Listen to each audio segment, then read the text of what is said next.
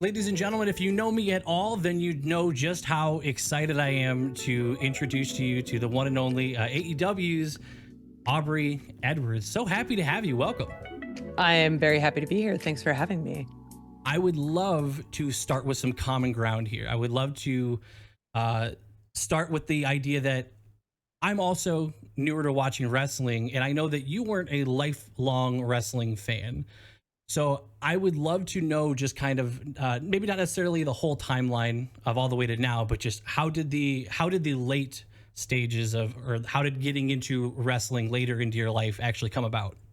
Sure. Yeah, it's actually like people find it shocking when I say that I didn't watch wrestling as a kid. It's kind of like a little embarrassing too. And someone's like, "Oh, do you know so and so?" And it's someone who wrestled in the '80s. And I'm like, "I've never heard that name, or I've heard of them, but I've never seen any of their matches," because it's like I'm still of this very new era of wrestling because I just didn't grow up. My dad actually used to tell me that it was dumb and I shouldn't watch it, so I was not allowed to growing up. I'm being that kid later in life that's like defying their parents and saying, "No, I'm going to do this thing." Even then, I'm going to go even more extreme and make it my entire career. So it was, I had already graduated from college. So I was in my early 20s. And there was a point in time where the other company was putting on a big show and they were bringing back some people. And my friends got super interested in tuning into WrestleMania that year.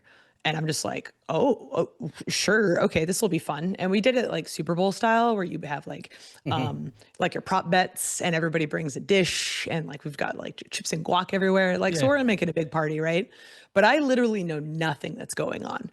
I'm like Googling Undertaker as it's happening because I'm just like, why does a streak matter? I thought this was theater. Like, this doesn't make any sense. Interesting. So So even a name like The Undertaker like didn't hit like any sort of like just any part of your life. You never came across a name like that. Okay. no, like I had heard it before. Like I'm Hmm. familiar with these larger than life characters because there's that like those that period of time where like wrestling sort of transcended into other forms of media. So it had broken my sphere. Like I was a fan of Dwayne Johnson, the actor, before I ever saw The Rock wrestle. Okay. So that's sort of like my context. Like I had seen Scorpion King before I ever watched wrestling. Just to give you a little like Yeah. a little picture of the timeline.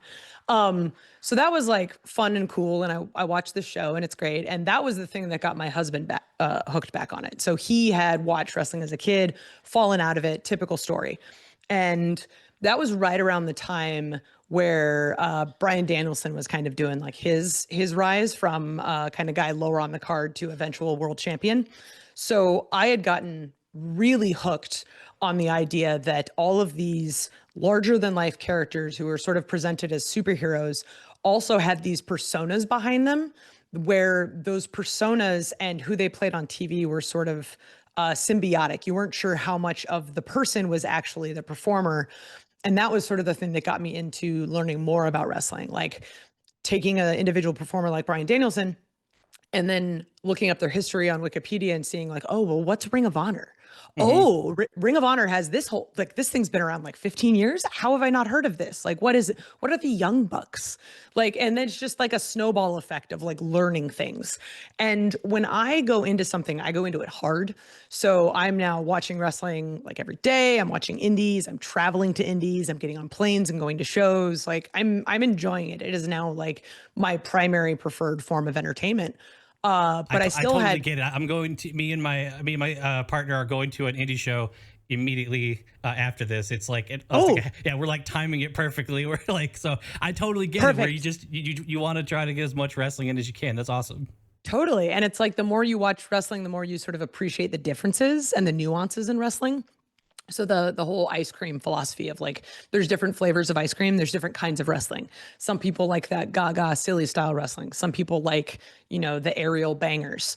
Some people like all of it, and it's just a matter of what do you appreciate sort of deal. So I never had any intention of ever actually getting into wrestling. It was more, I think it was like 2015, we were at an indie show in Seattle, and going into intermission, the show announced that like their wrestling promotion was starting a school. And my husband turns to me and goes, "If I don't do this, I'm going to regret it the rest of my life." And I'm like, "Oh, okay, cool, cool. Yeah, do your thing." My hobby my entire life was classical ballet. So I was more than content continuing to do classical ballet You and were a just being a dancer. supportive This wife. makes so much sense. Yeah, actually, now when you go with back how and you you watch perform. Yeah. me, Yeah. Yeah. you're Yeah. gonna start to see like, oh, that's a fourth position. Oh, that's a Cicchetti arm. Like, you can't take the dancer out of the referee apparently. So my husband actually got into wrestling before I did from a physical standpoint. So he was on the Indies for about 2 years before timeline wise. I had turned 30. And for a number of reasons, I was looking to leave ballet and find something else in my life. And it was right around the time a couple of the referees at his home promotion were like, "Hey, have you ever thought of reffing?" I go, "Why the hell would I do that?" And they're like, "Well, we've got a spot opening up and we're trying to find people that we know are going to be good fit with the locker room, but also just like vibe with us, kind of under, because it was more of a comedic promotion and sort of more my jam. So they were looking for someone that kind of followed that same vibe. And I tried out and I was terrible. And then I tried it again and I was a little bit better. And then everything happened very quickly. This was May of 2017. By July, I was doing local shows in Seattle. By September, I was doing Canada and Oregon. Within a year, I had a tryout at WWE. And then almost 2 years to the day, I was reffing like Cody and Darby won at Fyter Fest. That's that's awesome. So there wasn't like this. So for me, I've been watching for just over 2 years now at this point, about a year of AEW at this point, and it did not take me long to kind of lock in and find the appreciation for what the referees were doing in terms of contributing to the performance. Mhm. And like it was very instant that I was constantly commenting on it and pointing out certain things different referees would do. So there wasn't really any sort of an interest in reffing before it was brought to you. Then that was something that was just kind of brought to you out of nowhere, and now here you are. Right, like, I had never really considered the role of a referee. It's sort of one of those, and it kinda goes back to the different flavors of ice cream, like, there's different ways to present a referee. Hmm. Are they more involved in the actual story? And there have been opportunities where I've, been a part of that. I had a feud with the whole Jarrett family for a period of time back in 2023. And then there's times where the ref kind of takes more of a background role. They're still always helping with the particular match.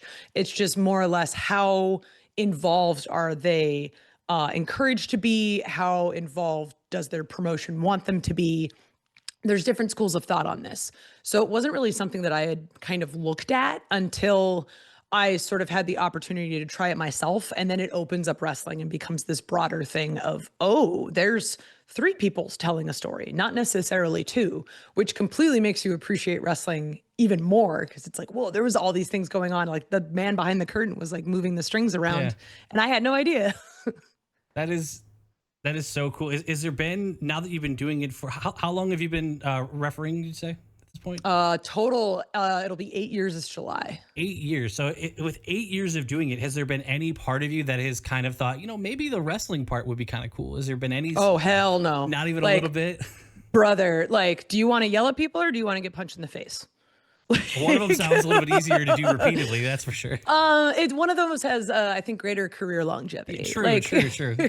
yeah, I had no interest in ever wrestling. Like, Okay. and it kind of goes back to what I said before. Like, I was doing classical ballet. Like, my body was already beat up Hmm. by the time I first stepped foot in a ring. So to continually throw my body on plywood did not really seem like something that I wanted to do. And on top of that, the role of a referee kind of fit more with what I had been doing up to that point anyway. Like my sort of rise to where I am was very quick, and I attribute a lot of that to what I had done before. Like I did 22 years of classical ballet, and I was also a project manager in software development. And I liken refereeing to a combination of both of those roles. Like I'm a performer using my body to tell a story with a group of performers, but at the same time I'm also someone who is managing a wealth of information that is happening and changing at any given moment. I'm relaying information and communicating things to people. I am reacting in the moment when certain things change, and I'm trying to just be the best team player I am and get from point A to point B when I'm telling that story. So there's so many different avenues that you could also take when it comes to pro wrestling. So obviously wrestling itself never really never an interest to you, like you said. Is there anything maybe after a certain is there any other part of the business that has piqued your interest at all, whether it be like behind the scenes or some other version of on camera, whether it be like a management or on the microphone, anything like that? Well, I actually have two roles at AEW. When I'm Okay. not in the ring performing as referee Aubrey Edwards, I'm behind the scenes as a senior project manager on a number of projects. So I was really fortunate that early on at my time at AEW, they sort of learned what my background was. At one point, somebody realized why I was trying to uh, figure out why a printer wasn't working. They're like, "Well, what are you doing?" I'm like, "Well, my background's in computer science. Like, I was a programmer and a project man." And then someone gets my resume and they go, "Oh, hey, we could use you for a couple things." So, a combination of things. Like, I'm the co-host for the AEW Unrestricted podcast. So that's sort of one of those. It's a backstage role, but it's also forward facing since I'm on a screen. But more the project management side of things, I'm involved with AEW Games. I oversee our mobile games division. So I've shipped 3 separate mobile games with AEW at this point. And then one of the things that I'm doing now that's primarily like a very predominant part of my role is I oversee AEW Heels, which is our online female fan community, because we're trying to grow our female demographic and just make wrestling more accessible to women. That is awesome. I love that goal, especially as I've gotten as my fiance, my partner, and I have learned more, and we've gotten more into wrestling. I've gotten to witness it firsthand. There are definitely parts of wrestling that I could see why, especially women trying to get into it on their own. There's some things that might be kind of tough, and some things that maybe were over the years became the norm in the space that maybe they shouldn't be, or definitely shouldn't be. So I can really appreciate that there is like a group that is trying to bring women into the product. Absolutely. I mean, if you've been to a show, you've seen that our market is predominantly men, and that Hmm. isn't surprising given kind of like the general market of wrestling in general. But if you want to expand that market, you have to figure out how you can reach different demographics, whether they be, different races, different ages, different genders, just even different locations. So one of the things we found is that women are very interested in becoming wrestling fans. They typically get introduced to it by their partners, their parents, their siblings, a friend, but women typically don't stick with it unless they have other like-minded people that they can sort of discuss wrestling with. I see. And one of the things that I think we all find out as adults is it's very difficult to make friends when you're an adult. Yeah. So if you're telling people like, "Hey, I like wrestling," like more often than not, you're not going to gain friends from saying that statement Like, just why are you because of the talking to me? stigma. Right. So what we're essentially trying to do is create a safe space online where you're not inundated with, trolls and harassment, Yeah. where you can just be a woman and talk about wrestling. So wrestling is sort of the thing that brings us together, but at the same time we're sharing in a lot of our successes. We're, you know, if we have sort of some sort of failure that's happening in life, whether it be like, work's not going well or I'm having this issue at home, like people can feel comfortable sharing that sort of thing. Because one of the things that drew me into wrestling initially was that the performers are people. And that's the same thing with fans. We're all human and we all have human characteristics and we all have our struggles and there are various things that we're going through. And I think that that allows us to grow closer as human beings, the more we're able to share that in a space where people can be understanding and comforting. And that's honestly why wrestling is so great is we care about the performers and we want to see them succeed. And we care when they're having struggles in life. We care when they're having struggles on screen. And it adds this extra dimension to wrestling that doesn't exist in any other form of media. That is so well said. Like that is, I really love that perspective of it. Um, I want to talk a little bit about the actual the job of refereeing in professional wrestling. Um, just to kind of open it up and leave it a little bit open ended.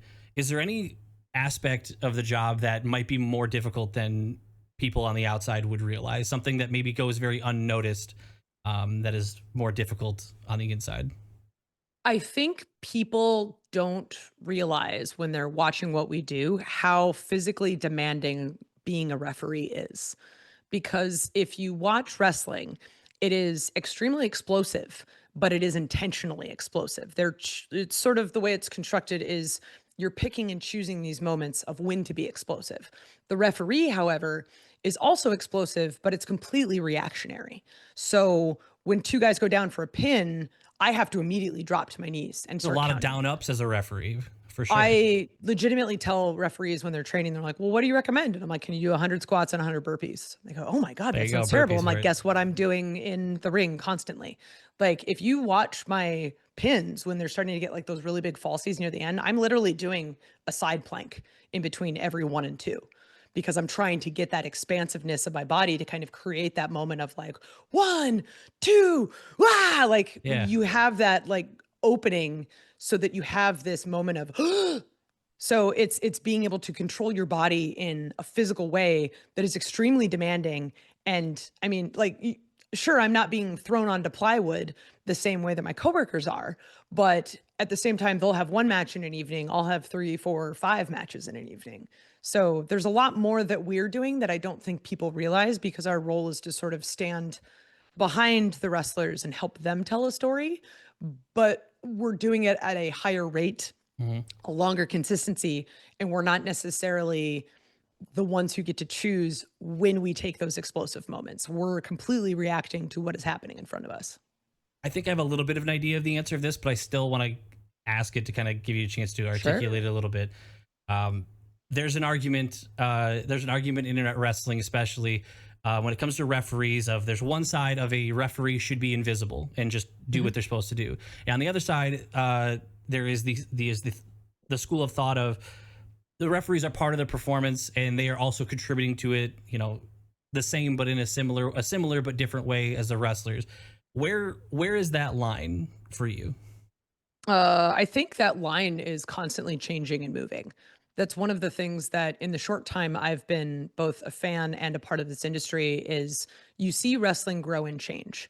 And it's changed a lot since the creation of the internet and sort of wrestling moving towards social media. So a lot of people can share these opinions now, right? And there's no hard set fast rule on what wrestling is supposed to be.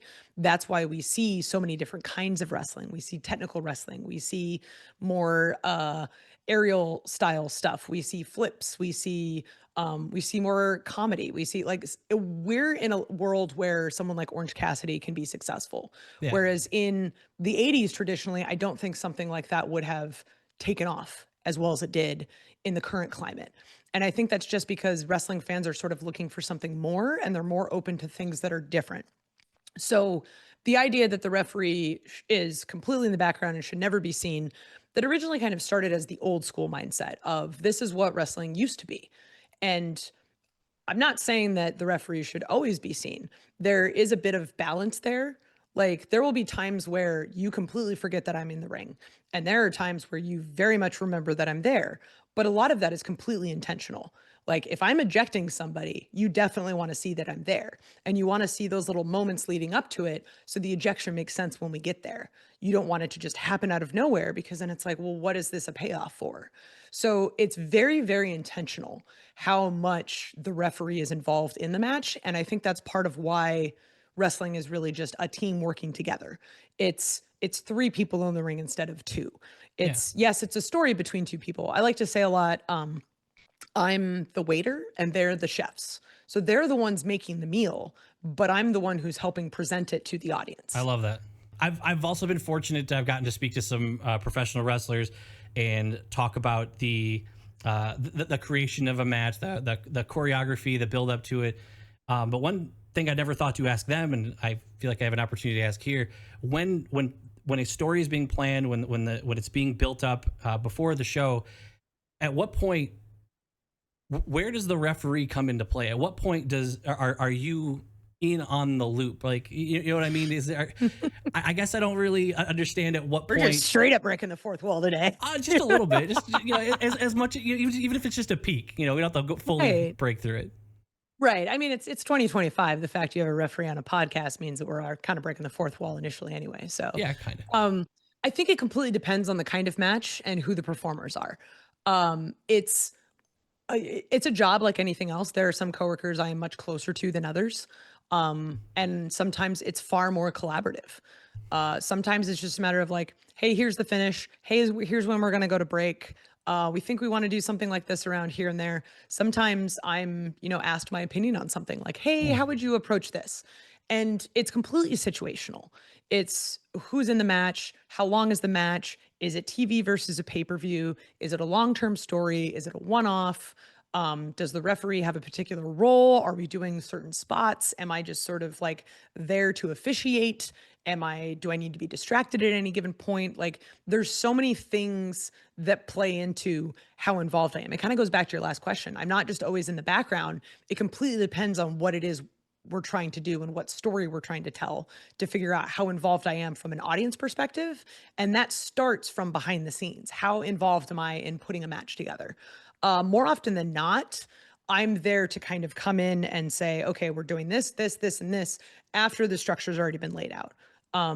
Like the coaches work with the wrestlers and they sort of figure everything out. And then I come in and sort of fill in those little spots that maybe where we want to make the referee more apparent. That's really cool. So you're based on what you said, there are some scenarios, or at least have been in the past, where you just have the finish and you're kind of you're kind of jumping into an improv role then, like Yeah, from start to exactly. And I finish.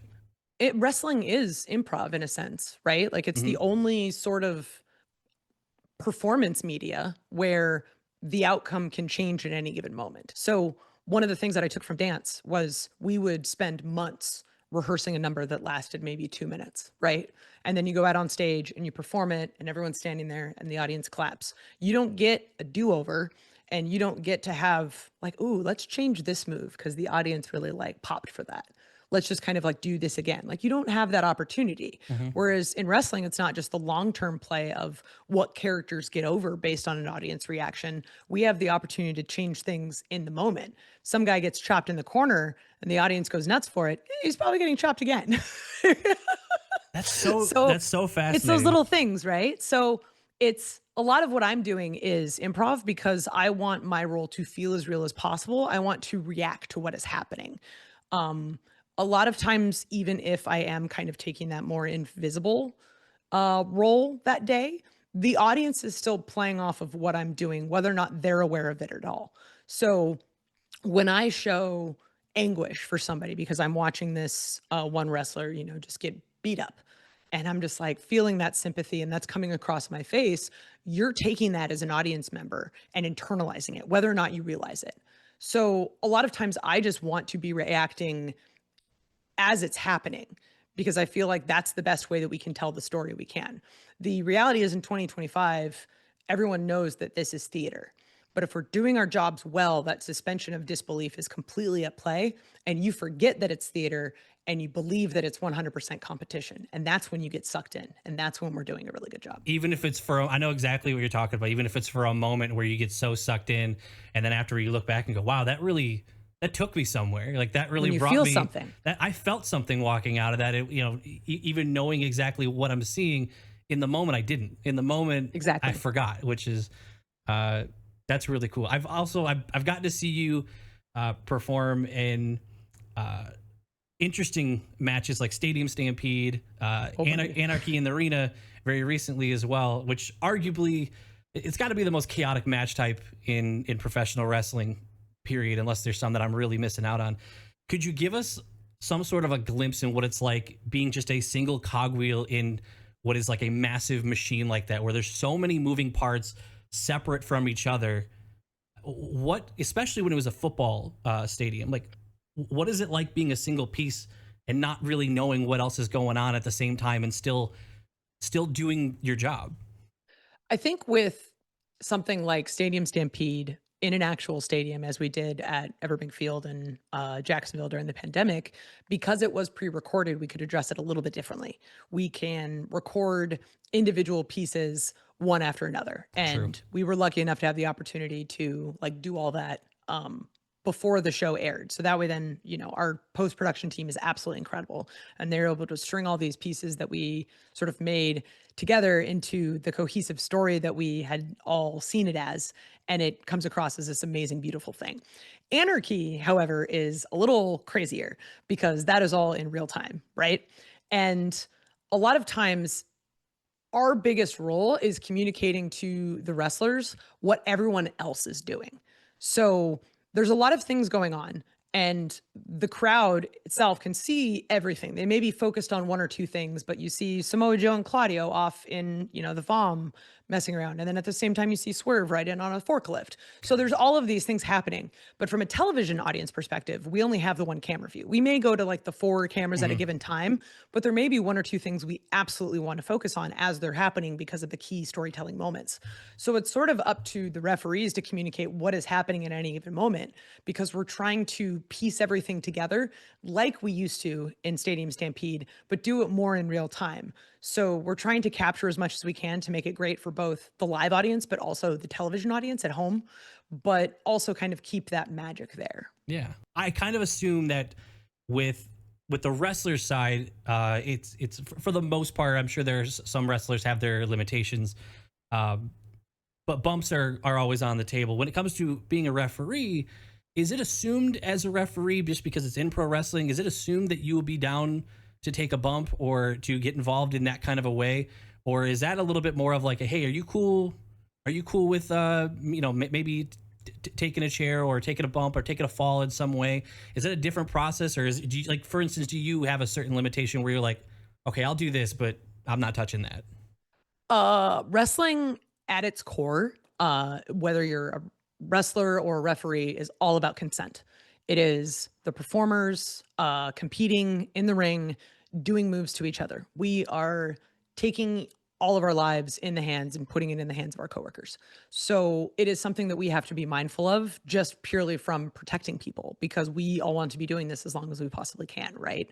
So anytime there is any sort of involvement, even from a simple bump to something that's a little bit bigger or potentially, has a little more risk to it, all of those are discussions. It's a, do we want to do this? How can we do this as safely as possible? Looping other people in to maybe get some different opinions.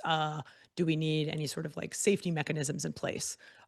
So I don't want to say nothing's ever off the table, but it's always up to discussion. And as long as everyone feels comfortable in any given moment, working with each other and taking whatever it is that they're taking. So you probably wouldn't. So more, I guess, more extreme, more uncommon types of bumps. You probably wouldn't want to try to improvise in the middle of a match with someone that you aren't aware would consent to that. Let's say, for instance, it's May of 2023, Double or Nothing, and Karen Jarrett shows up and hits me with a guitar. There, true Wait, did story. that happen? That'd be before I would have been Oh, watching. oh yeah, you should go back to Double or Nothing 2023. That is when my feud with the Jarrett You family took a started. guitar. Okay. I took a guitar to the head. So To the obviously head. there are, yeah, it was. Oh my god. So there are ways to do that safely. I do not recommend doing any of that at home or buying a guitar from the store and doing it. Yeah, absolutely. I'm not going to completely spoil the magic of how it's possible and how we can do it safely, Totally fair. but it is something that you have to discuss ahead of time and make sure that people are looped in on, know that it's happening.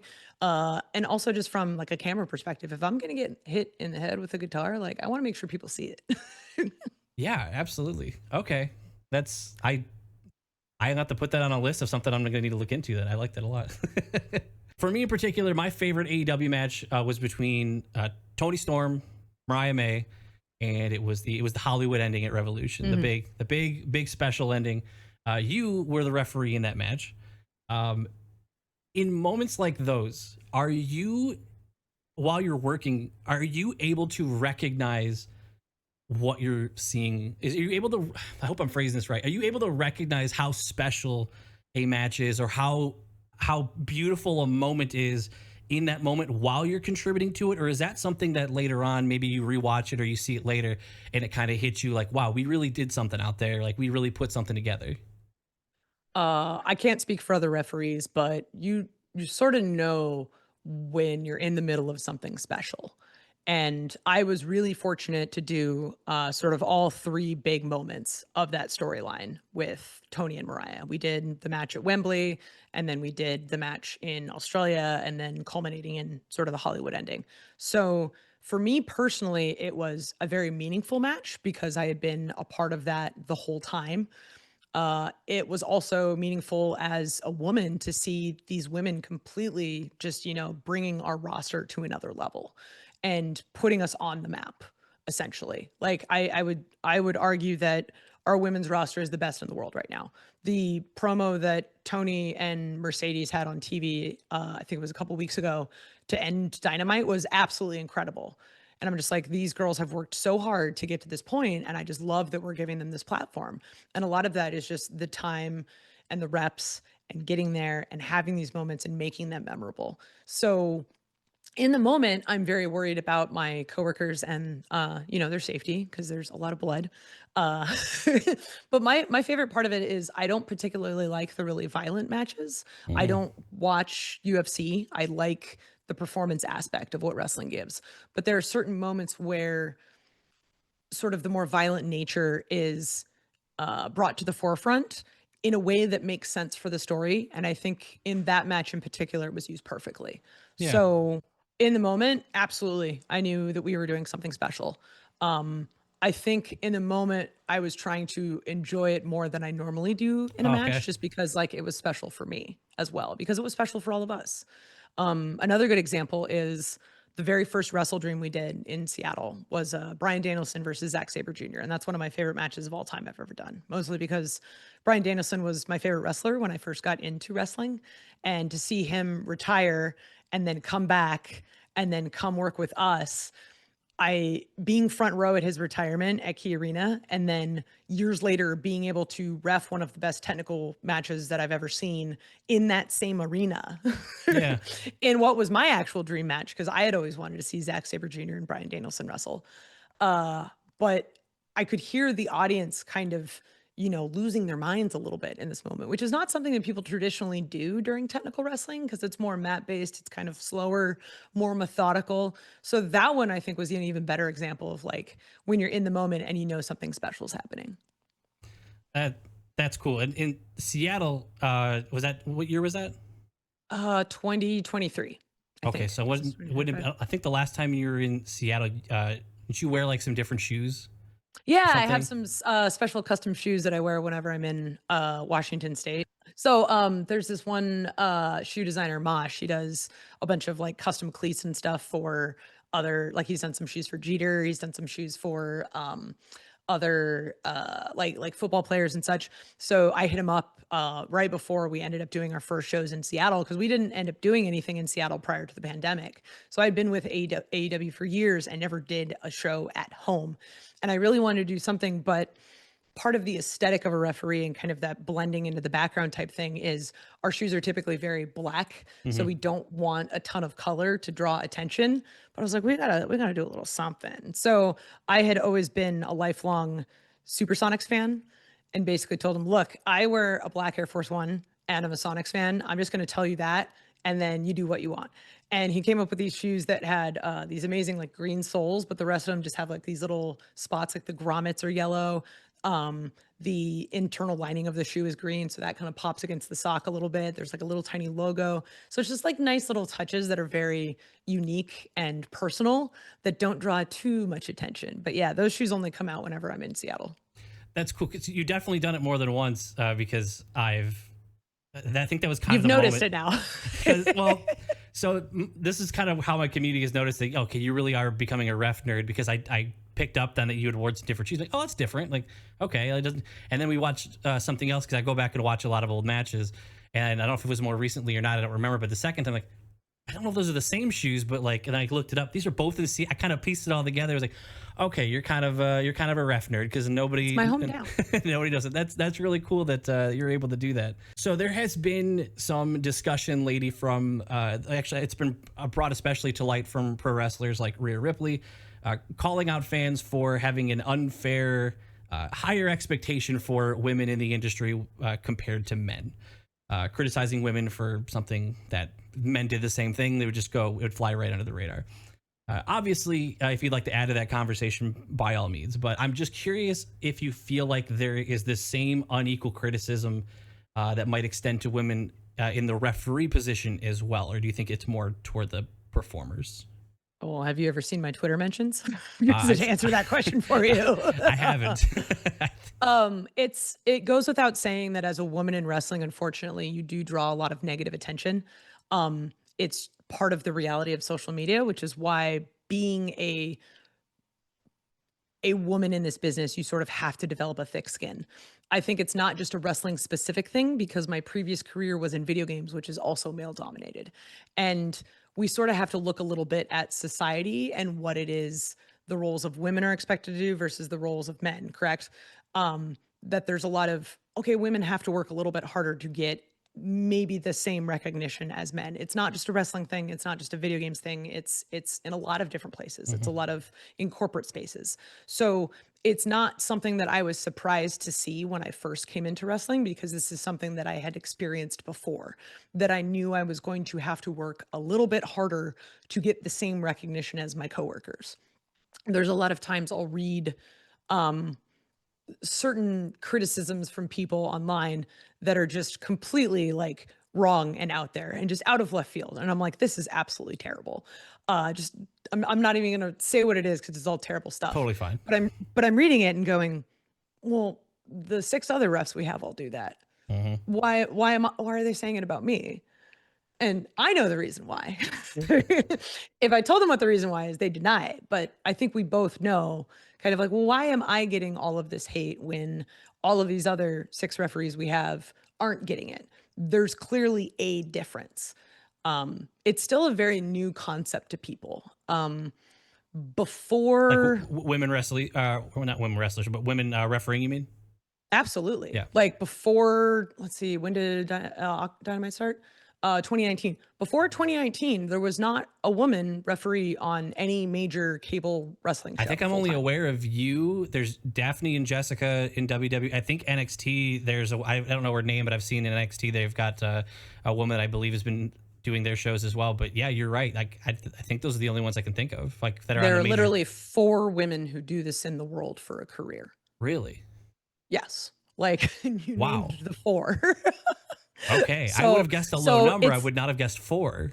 I mean, you Okay, have to consider that like there's not a lot of referees in the world who do this full time. right. Like of all of the wrestlers we have at AEW, we have 7 full-time referees. So already the numbers are slightly skewed, but if you look at the major wrestling promotions that, pay their performers full time, where this is our primary gig and this is how we pay our bills and stuff, how many referees are all in those companies? Okay, well, how many of those referees are women? It's a very, very small contingent. I'm very happy that it's growing, but that's the thing that's kind of, I think, the most fascinating with this is we're seeing in real time sort of this change of what people expect a referee to be. Because prior to 2019, there was no woman in this role. But now there are little girls who are starting to watch wrestling for the first time, and I'm the norm. They Hmm. expect to see a female referee. So anytime I see a young lady dressed up as a referee at a show, that's sort of that reminder of, oh, that's right. We're doing something cool. We're doing something for the first time. We're punching holes in that Yeah. ceiling. I've seen whether it be on TikTok or like the Instagram reels or something. I've seen parents film their kid, and there'll be a daughter with they'll have a shirt that they made. It looked like they made like a Hmm. striped shirt, and they'll drop to the carpet in the living room and do counts with you guys. And I think that's awesome, and especially since I'm learning this from you. You said before 2019 it would have been 0 doing so. Like Hmm. for it to already be with only just a few of you doing it full time, to literally see you creating this where like young girls are wanting to be like you, and like kind of like you said, creating the norm and reestablishing what is expected when they watch wrestling. They're expecting to see those women. That's cool. I don't know if you've seen those videos and stuff of them like mimicking you guys and following and pretending they're you in the matches. I've seen a handful. The one that kind of did it for me, where like I heard and then immediately started crying, was I taught a seminar a couple months back, and there was like probably like a 60-40 split between men and women, which was insane. And these are all referees. And one or two of the girls had reached out to me after, and one of them said, I literally did not think I could do this until I saw you on TV. And you're Wow. the reason I started doing this. And I to be perfectly honest with you, I started crying. And I'm happy it was over text and she didn't see me cry Yeah, I in the get it. moment, That'd be because really it was impactful. ugly Yeah. cry. But like that's the kind of thing where you're just like, oh my God, this is so new that it's weird to think that this is just my life. Like I get on a plane Tuesday, I fly to Dynamite, I do my job, I get on a plane Thursday, I come home, and then I have all these other meetings and stuff for all these other parts of my job. But to know what we're changing in the culture of wrestling and how people perceive and consume wrestling. Like, that's freaking cool, man. That's probably the That coolest part of my job. that is insanely cool. Speaking of your job, I kind of wanted to Actually, I want to go back first because I'm associating this with what you were talking about earlier. How important, I could tell how important this is to you, uh, and it kind of it makes me understand a little bit more how important like the heels thing. You said Mhm. like the heel, not a podcast, but like it's a It's an group. online community. Yeah. Yeah, I'm sure that I'm seeing how all that connects, and that's really cool to see that you're doing that. When it comes to the job, if you couldn't do it anymore, I would love to know if whether for whatever reason wrestling outlawed tomorrow, went away, but you still want to work, you still want to do something. Uh, what does Aubrey Edwards want to do if she can't ref? So this is kind of a weird one because if you had asked me this question when I was 25, I would have told you I was making video games the rest of my life. And even when I Really? first, dude, like I changed careers at 32 years old.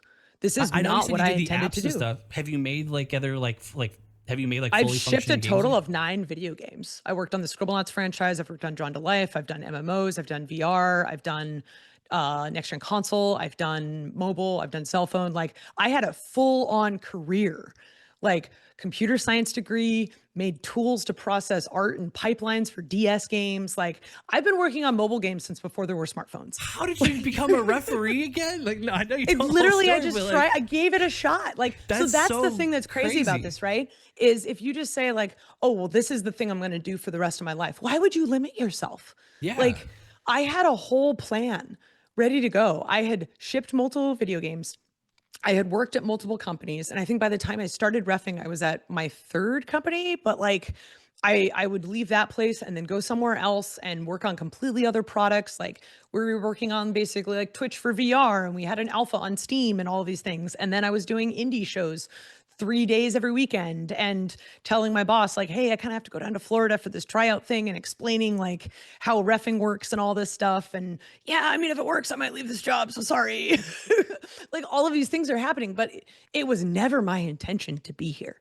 Like, don't think for a second that it was. Well, because you said it's not the same as like when someone goes to school for something and they end up somewhere else. You were clicking. You were rolling with this. You said till 25. So like that's Oh, actually but even beyond then, dude. Like that's I like incredible that you. first time I stepped foot in the ring was I was 30 years old. I was on television by the time I was 32. So I'm 38 now. I have no idea what's happening by the time I'm 40 because 30 was a pretty transformative year. So it's hard for me to say like what am I going to be doing in the future because literally if you'd asked me that 10 years ago, my answer would be completely different. So I'm just enjoying the ride now.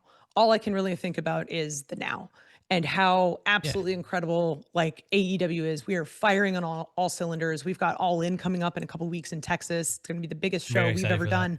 Our first stadium show stateside. Like this is crazy. That's So exciting. I'm just trying to like live in the moment and enjoy because I understand how crazy it is that I'm even in this role. I'm extremely grateful every single week that someone, puts me on a plane so that I can fly around the country, around the world even, to yell at people who play fight in their underwear and have it pay my bills. So That's all. I there mean, there are people who would love to be in my position. So I'm you just sound so enjoying grateful it. for it, which is great to hear. Like there's someone in that position too. Dude, it is the coolest job. Like, I'm not gonna lie. It is, I get to do all of these cool things. I get to change the culture of wrestling by being just simply a woman in my role. It's weird to think that there were places on the indies where I would go and I'd mention like to the promoter, hey, I can do like other matches besides the women's matches. And they're like, what are you talking about? I'm like, I Really? can ref. There would be. I'm not going to name names or No like where need. Yeah. places and stuff. Like Yeah. I was really fortunate starting to ref in Seattle because Seattle is a very like accepting place where we kind of think outside of the box a little bit, right? So Yeah. I had always been refing men's and women's matches, but there occasionally when I branched out of Seattle and I'd go places that there's people who are like, wait, you work with both men and women? Like it goes back to what I was saying before, where like a female referee is still a very new concept. Like Hmm. people have kind of a hard time realizing like, well, how can you be a ref in men's matches? I'm like, well, if they ignore me, then I DQ the match. The rules still apply. It So doesn't matter like what gender you are. so when they say like, I guess just to make sure I'm understanding, were they more of a reaction of, oh no, you're not doing that, or was it more of like a wait, you can do that? Was it more of like a shock or more of like a rejection of the idea? I think it's just if your mind's never kind of in that place, you don't think about it. you just do what's comfortable until someone says, well, have you ever thought about this? And it's completely outside of the box. And how outside of the box are you willing to go? And I've been really fortunate because AEW lets me ref all kinds of matches, right? I get Yeah. to do no DQ, I get to do anarchy, I get to do awesome singles matches, I get to do tags, I get to do women, I get to do men. Like there's all of these different things. The world is my oyster.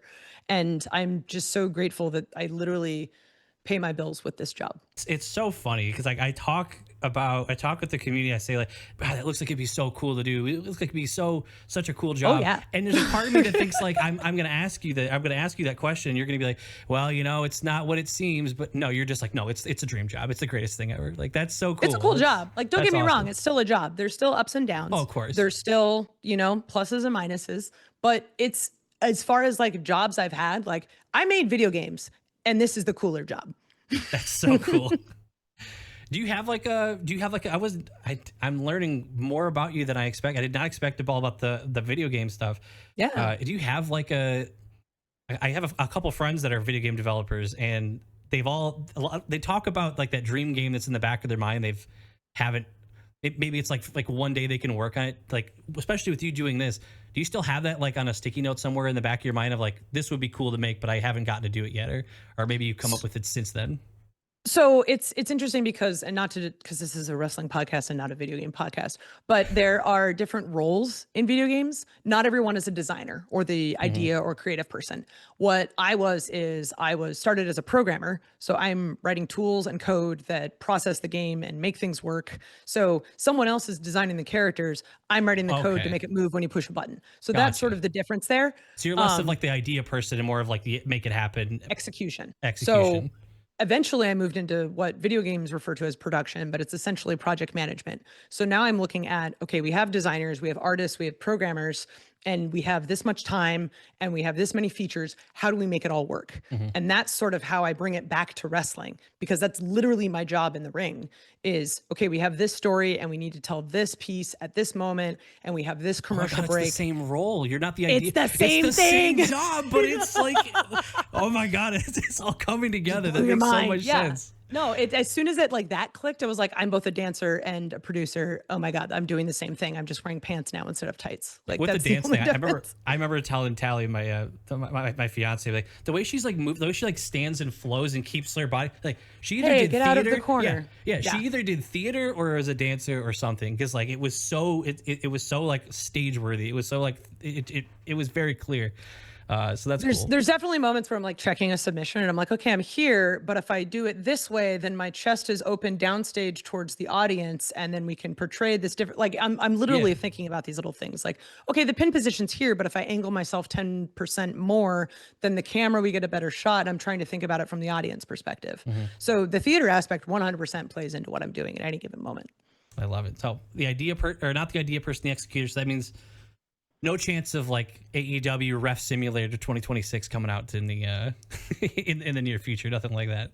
Honestly, I think that's more exciting of a game on paper. Yeah, I don't honestly, necessarily think in there'd be execution. not a wide audience for that one. Maybe a DLC for the Fight Forever or something like that instead. Maybe, but yeah, it's like, oh no, I'm the executor. I'll give me all the pieces and I'll figure out how the puzzle fits together. But I'm not the one who actually comes up with the puzzle in the first place.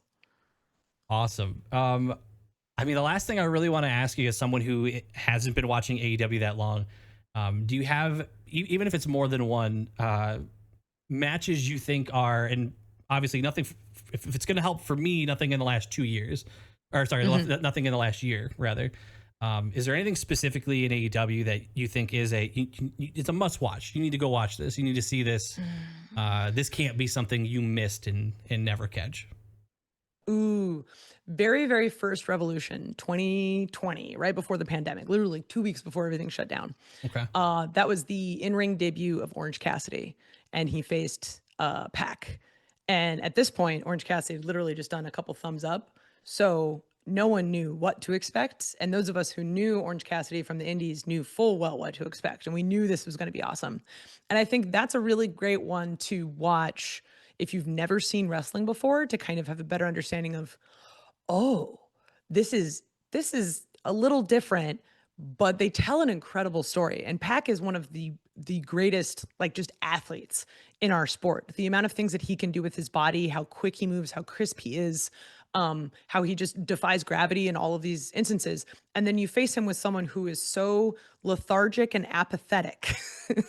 And it's this like juxtaposition of a pairing that makes it work so well. I think that's always a good one to kind of start people with if they're not familiar with wrestling at all, because that one always gets like, people get really excited when they see that one. And you said that was 2020 Revolution? 2020 Revolution. Okay. That one's going on the list as well then. Awesome. That's all I've got for you, man. This was eye-opening. I learned a lot more than I expected. It was an absolute pleasure speaking with you and learning more. Of course. Thank you so much. And I really love that you're just now getting into wrestling and loving AEW as much as we are. I think that's one of the best things about AEW is you can tell all of us on the screen all love it as much as you do. So that's probably my favorite part.